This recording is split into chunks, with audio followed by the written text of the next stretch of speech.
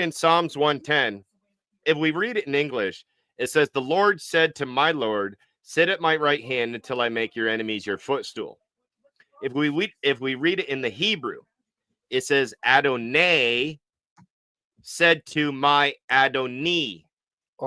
Understand the argument. A lot of people don't know that in Psalm 110, and I'll get you the interlinear. I'm going to send you the thing, the link.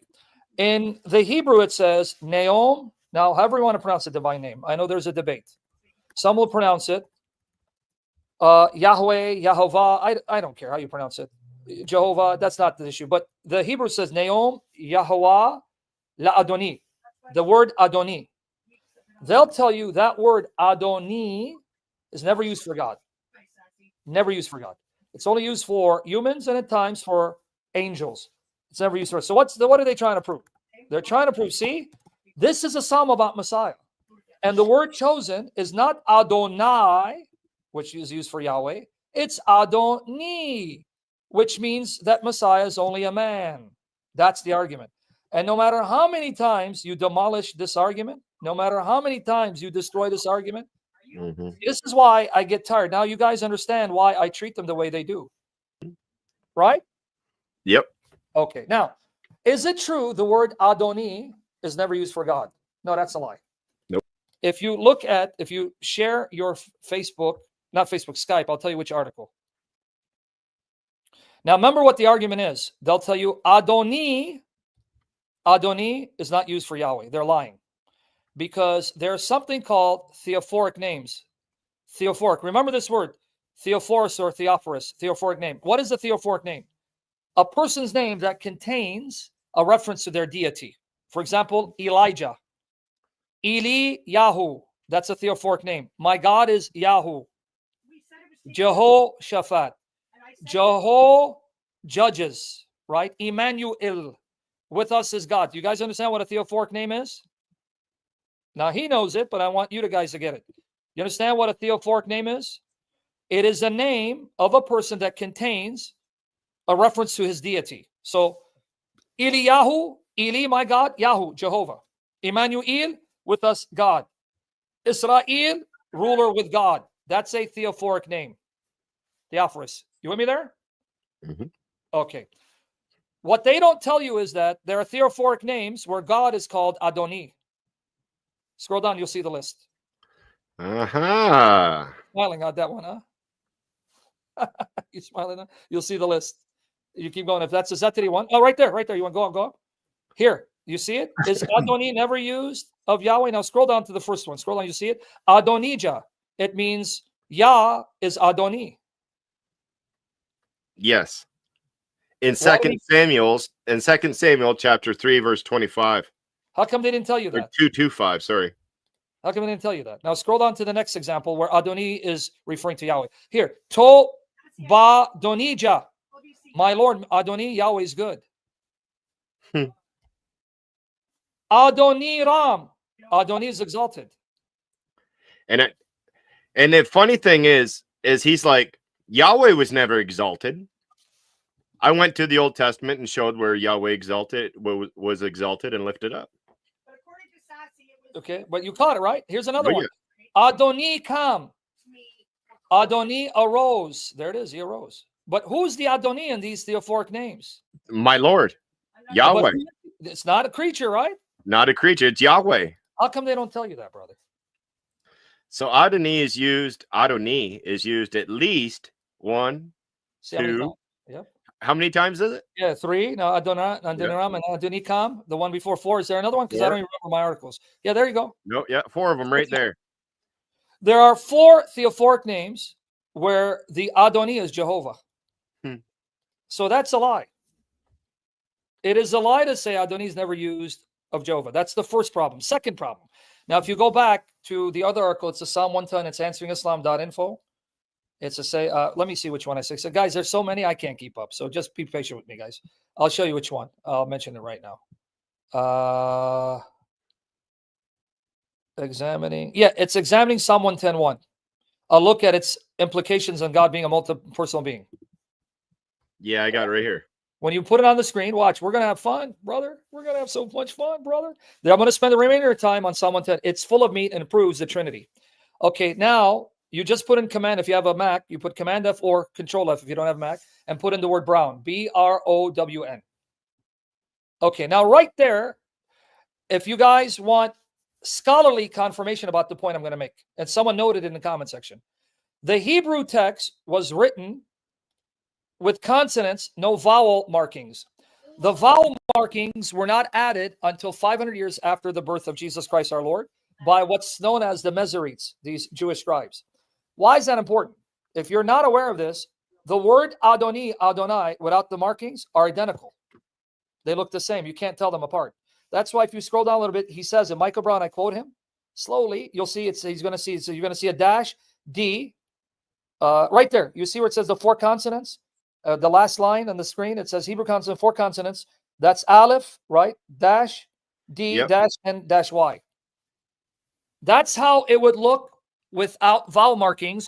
And you can't tell without vowel markings, is that supposed to be Adonai or Adoni? Do you know that, right? Yeah, you wouldn't be able to know. In other words, if all I had was Psalm 110:1 without the vowel markings, I don't know if David said, Jehovah said to Adonai or Jehovah said to Adoni. So it wasn't until after Jesus' Yeah. resurrection and everything that 500 years after yeah. Jesus. It's almost around the time Momo birthed out of his mom after 4 years. Exactly. So now the question arises, could it be possible that Jews seeing the Christians using this text 100%. decided to add vowel markings to water down the word? Because even though Adoni can be used for God, it can be used for humans, and therefore they wanted to then dot it to say Adoni, because then it's not as clear if it's a reference to God. Because remember, Adoni can be used for God or can be used for humans, but Adonai, as even Carlos Xavier admits in his debates, and Anthony Buzzard claims, Adonai is always used for God. Yeah, that's what they say. So now, what's my point if you're listening? I hope you're getting this. Could it be quite possible that the Jewish scribes coming 500 years after Christ, knowing this is one of the favorite proof texts for the New Testament and Christians, decided to add vowel markings to water down from Adonai to Adoni? Why? Because Adoni, yeah, it can be used for God, but it doesn't have to be, whereas Adonai would leave it inarguable. So this is all based on trusting that the Masoretes always correctly dotted the consonantal text. But we have evidence from manuscripts of the Hebrew, as well as writings from church fathers and writers like Justin Martyr, that there were scribes that did play with the text. For example, you'll have Hebrew manuscripts of Zechariah 12:10, which read, they shall look on me whom they pierced, but then some of them read, they shall look on him whom they pierced. Right? Moreover, Psalm 22:16, the oldest extant copy of Psalm 22:16 comes from the Dead Sea Scrolls in the 1st century time of Christ, and there it reads, they have pierced my hands and feet. But the majority of later Hebrew manuscripts, it says, like a lion, hands and feet. Are you seeing a pattern? You're seeing in the Hebrew manuscripts variant readings that are directly related to prophecies that Christians have applied to Jesus. It would make sense that they would change these vowel markings in the 5th century, because people like Augustine of Hippo, and of course we would have had Hippolytus of Rome, and people like that were already mentioning these verses in reference to the deity of Christ, showing the Jews that Jesus is God of the Old Testament. Yep. See, so now the beauty of the Bible, how do we know it's preserved? Because we have thousands of copies of the books of the Bible written at different places and different times in different languages. So no one group could monopolize all the manuscripts, which is why we know when a variant reading arises, it may be due to scribes trying to cover up a prophecy about Jesus. So the Jews could not corrupt the Old Testament wholesale, because by the time the Masoretes showed up, there are already thousands of copies of the Testament all over the world in the possession of Christians. Exactly. You see? So here we have a pattern. And even Justin Martyr before Augustine, and I have an article, let me get it to you. Justin Martyr is telling Trypho, the Jew, and his friends, you Jews have produced Greek translations of the Old Testament because you don't want to endorse the Septuagint. Because we Christians, we swear by the Septuagint, translation of the 70 Jews of the Old Testament into Greek. So what did they do in the 2nd century? Group of Jews and some proselytes decided to produce different Greek versions of the Old Testament. We know of 3 in particular: Theodotion, Symmachus, and Aquila. They, in the 2nd century, produced their own Greek versions of the Old Testament to supplant the Septuagint. And Justin Martyr is telling Trypho, in these Greek versions, you played with the text. You removed words. You've changed words. So here, let me show it to you. Mm-hmm. I'll get you the article, and you can show it to everyone. Is that was that the dialogue with Trypho? Yep.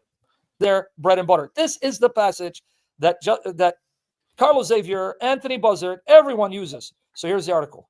No, I got another hour and a half if you need it, Sam. Glory to God. So there's the article. Right. Then we're going to go a little bit. It's going to get better. Now, Scott A, they have a response to that. They're going to bury you on that one. Say, no. The Septuagint shows that there's a difference between the 2 words. One is Kyrios, the other one is O Kyrios Mu. And they'll say O Kyrios Mu is never used of Adonai. When the Greek translates Adonai, they'll use either the vocative, Kyri, or they'll use the definite O Kyrios. So Scott A, no, brother. They're already on to that. Now, you see, that's the article. Now, you don't need to read it. Just here, you'll see Justin Martyr mentioning how the Jews are producing Greek translation of the Old Testament where they're removing verses or changing the meaning of the Hebrew. Are you with me there? Yeah, that's exactly what he's saying here. I did yep. Right? So you see my point? Yep. Okay, now, they have plan B. If they can't get you with the Adoni, they're going to get you with the Greek. This is where, Scott A, you got to be informed, because Carlos Xavier and Anthony Buzzard say, not so fast. Not so fast. What do you mean? When the Jews translated the Psalm in Greek, which was done before Christ, they noted the difference between the 2 words, because the word Yahweh is translated as Kyrios, but the word for Adoni is rendered as O Kyrios Mu or Tu Kyriou Mu. See, the Lord of me. And they'll say, see, the word O Kyrios Mu, Lord of me, is never used for Adonai. It's only used for Adoni in the Greek. That's their other argument. Okay, now let me show you how to bury this argument. This is another lie. And here's the article. Now, Scott A, here's how you're going to destroy that lie. So Carlos knows about these responses because I brought it against him. Here's the article saying that's a lie, because are you aware there are places where the Hebrew says Adonai and it's rendered as O Kyrios Mu? The very thing they said never happens. Scroll down. Right here, I tell you, look, the Unitarians seemingly have switched strategies by now, making the claim that the phrase Tu Kyriou Mu, which is the way the Greek version Psalm 110:1 renders Adonai, is never employed for deity. So let's say it's never used for deity, and Adonai is never rendered as O Kyrios Mu. Lie. You lie, brother, because now I'm going to show you examples where the word is Adonai in Hebrew, but rendered as O Kyrios Mu. Read it for me. Exodus 34:9. First example. If you scroll down, right there. The word is Adonai, right? It is so. Okay, read it for me. And the English translation Hebrew, and then the Greek translation. In the Hebrew, it says, and he said, if now I have found grace in thy sight, Adonai, let my Lord Adonai, I pray thee, go amongst us. For it is a stiff-necked people, and pardon our iniquity and our sin, and take us for thine inheritance. Now watch the English translation of the Greek. Remember the word was Adonai, right? Yep. But notice why the Greek then rendered as O Kyrios Mu, the Lord of me. And said, if I have found grace before thee, let my Lord, Ho Kyrios Mu, go with us. Now, Chris, you can stop there. Did you catch it? The argument is Adonai is not rendered as O Kyrios Mu in Greek, only Adoni. And O Kyrios Mu is never used for Jove. That was an argument Carlos made. But hold on, brother. In Exodus 34:9, isn't it the word Adonai? Yep. And it's talking about Jehovah, right? But Yep. then the Greek renders it as O Kyrios Mou, something they say never happens. Apparently it does. Now read Psalm 16. The word there is even more damaging because it's talking about Yahweh, and Ooh. it says, you are Adonai. Who? Jehovah, right? You are Yeah. Adonai, right? Yep. Look at For- the Greek, Psalm 15, 1 and 2. How does it render? You are Adonai. Thou art Adonai, my Adonai. Now read it. It says, keep me, O Lord, right? Kiri. That's the Yep. word for God. You see, it says, preserve me, O God. Yep. In the Greek, it's Kiri, Vakita. But then it says, he said unto the Lord Yahweh, notice, I said to the Lord, to you, thou art my Lord, Kyrios Mou. So do you see Adonai is rendered as Kyrios Mou, something they say does not happen? Yep. So why did he lie to us? Final example, you can read Psalm 35, 22 to 24. And so here it says, this thou hast seen, O Lord Yahweh. Keep not silence, Adonai. So again, Adonai is being used. Be not far from me. Stir up thyself. So we know that this verse is talking about Adonai, Yahweh Yeah, himself. because it says Yahweh, right? Exactly. So how is it going to translate it into the Greek? Read the last part. Stir up thyself and awake to my judgment. Read all of it. And up above Psalm 35. Stir up thyself. Read the rest of it. Stir up thyself and awake to my judgment, even unto my cause, my God and my Lord. Now notice it's Elohei and Adonai, or Elohai Adonai. My God is Elohai and my Lord is Adonai, right? Now remember, according to them, Adonai is not rendered as O Kyrios Mou, right? Nope. The Lord of me. But in the Greek of Psalm 35, 23, which is Psalm 34, notice it's my God and my Lord, O Theos Mou ke O Kyrios Mou. There it is, Adonai rendered as O Kyrios Mou. Something they say does not happen. Wow. You see it? And who is the God of me and Lord of me? Jehovah. It's exactly what Thomas called Jesus too. You got it. So hold on now, Carlos. If the phrase O Theos Mou ke O Kyrios Mou, the God of me and the Lord of me, is applied to Jehovah and you cannot apply it to a creature, how then does Thomas say to Jesus, which John translates in Greek, John 20, 28, he said unto him, O Kyrios Mou ke O Theos Mou, the Lord of me and the God of me, because in Hebrew, that means Thomas said to Jesus, Adonai Elohai, you are my Adonai and Elohim. That'd be straight out blasphemy by Thomas if Jesus was not a God. Like if he's not God, that is straight out blasphemy by Thomas. Right? And now the burial in the Greek version, there's a Psalter, Psalm 151. Okay, let me explain this. In the Greek, you have 151 Psalms, Psalm 151. Latin has 151 Psalms. Guess what? In the Dead Sea Scrolls, they found Psalm 151 in Hebrew. Now, you know why this is important? Because in the Greek version of Psalm 151, there it is David talking about Jehovah. And what does he call Jehovah? Tu Kyrioumu, the Lord of me. See it? Yep. But he's saying that to Jehovah, which they say will never be said. You know what's shocking? If you go and read the Hebrew of Psalm 151, you know what the word is? It's Yahweh. Scroll down, you'll see it. Scroll down a little bit, you see it? There it is. And what's the word? Who is it referring to? If you scroll down, keep scrolling down. Don't stop. In that Psalm 151 in Hebrew, it's talking about the Lord Yahweh. So it's the Lord Yahweh that the Greek is calling Tu Kyrioumu, the Lord of me. Wow. Did they ever? Go ahead. I don't even know how they can like, and Anthony Buzzard is the one that's like started these arguments years ago, and he's supposed to know Greek, isn't he? Yeah, and they teach Greek. Oh he teaches Greek. That's almost as bad as Muhammad Hijab teaching that university over there, or his dad doing that. Yeah. Now, so we destroyed that argument. Adonai is not used for Jehovah, right? That's right. That argument, but now it's going to get worse. Now, remember the burial. They will appeal to the Greek of Psalm 110, which is Psalm 109. Now, guys, you thought this was bad. Hey, watch how bad it's going to get. Watch here. Now it's going to get worse. Okay. they will appeal to the Greek of Psalm 110 to say, see, Adoni is rendered tu kiriumu. But you know what they don't tell you? Here's another shocking thing. They do not tell you that the Greek version, the Latin version, the Syriac version, contains an older form of the Hebrew text, which is supported by many later Hebrew manuscripts, where in Psalm 110:3, God says to David's Lord, he begot him before creation. Ah. You ready? Yep. I sent it to you, but I'm going to bring it out specifically. Okay, let me show you. You ready?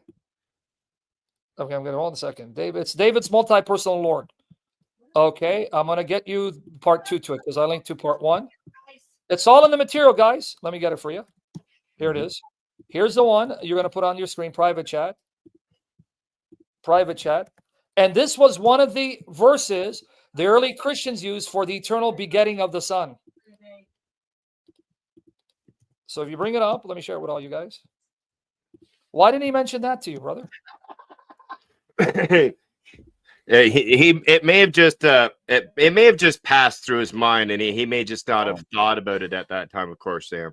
Okay, so what you're going to do is you're going to scroll down slowly right there. Okay, guys, watch. This is the English translation of the Greek version. English translation of the Greek version. Read it for us. Now, remember, they're going to appeal to the Greek of Psalm to say, see, the word Adonai is rendered as tu kiriumu, and tu kiriumu is never used for Adonai. They want to have their cake and eat it too. So now I'm going to take their cake and stuff it down their throat. Now read it for us slowly. The Lord said to my Lord, sit on my right until I make your enemies a footstool for your feet. A rod of your power, the Lord will send out from Sion, and exercise dominion in the midst of your enemies. With you is rule on the day of your power among the splendors of the holy ones. From the womb, before morning star, I brought you forth. The word agenisa, see, means I have begotten you. Now, what does it mean, moon? From the womb of creation, before the morning star was created, I had already begotten you. You understand? This means David's Lord pre-existed his human birth. David's Lord was already there before creation with the Lord as his son, because if David's Lord was begotten by God before creation, that means this is the begotten Son of God who's already alive before creation, already alive when David wrote the psalm about him. Well done. Watch the other versions. The Latin reads the same way. So do the Syriac translations. Here's Douay-Rheims, which is the English translation of the Latin. Read that for us, brother. And the Lord said to my Lord, sit at thy right hand until I make thy enemies thy footstool. The Lord will send forth the scepter of thy power out of Sion. Rule thou in the midst of thy enemies. With thee is the principality in the day of thy strength, in the brightness of the saints.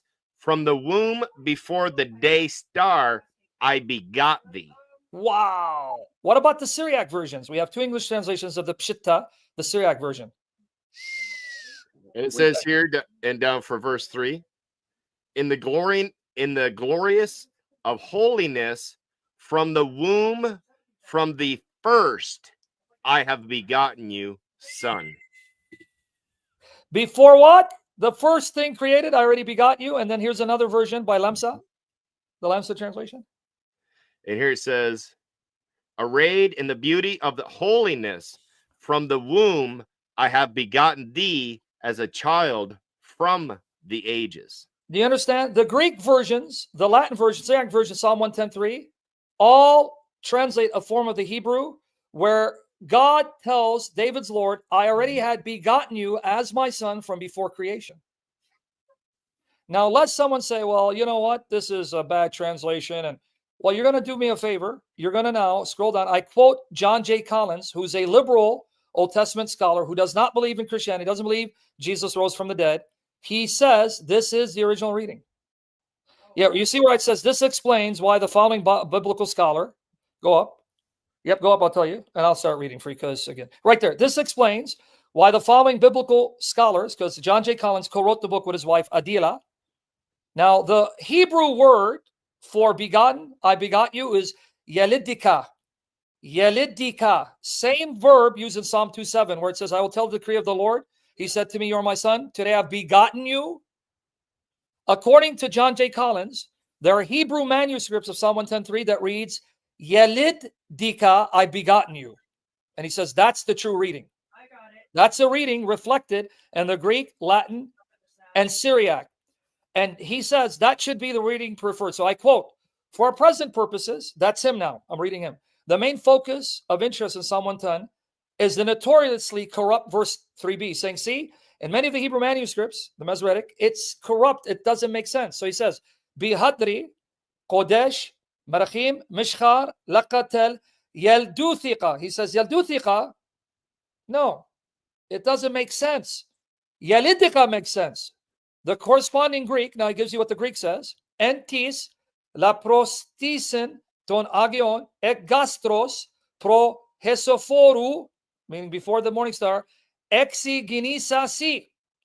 Watch. The Masoretic points the last word as yelduthika, your youth. You'll have the dew of your youth. What does that mean? He's saying, see, that doesn't make sense.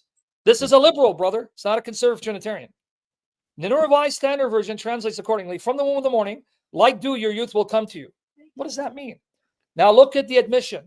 Many Masoretic manuscripts, however, read Yeledika. The reading presupposed by the Greek, meaning I have begotten you, which is in Psalm 2:7.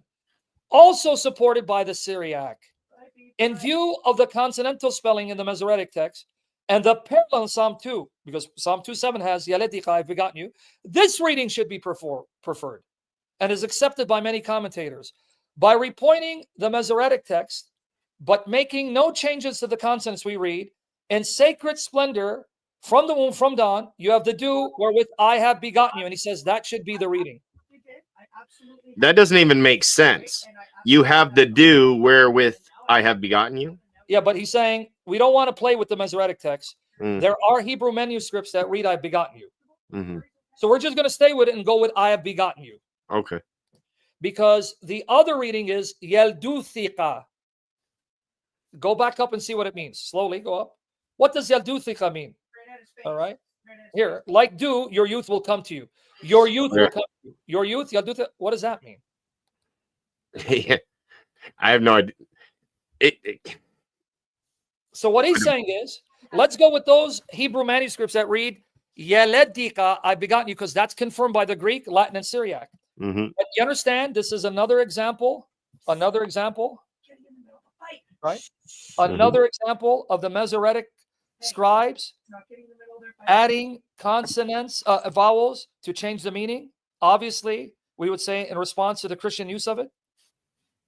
You understand that according to John J. Collins, that he's saying, a liberal scholar, John J. Collins, he's not a Christian, doesn't believe in Jesus being Son of God, says that many Masoretic manuscripts read Yeledika, I've begotten you, and that should be the reading. We understand what this does to Carlos now, right? Just destroys them. Because if Psalm 110:3 says, before the morning, before the dawn, before the day star, I already begot you, here David, by inspiration, is affirming the pre-human existence of Jesus, which he denies. He denies it. Yep. So why does he go to the Greek selectively?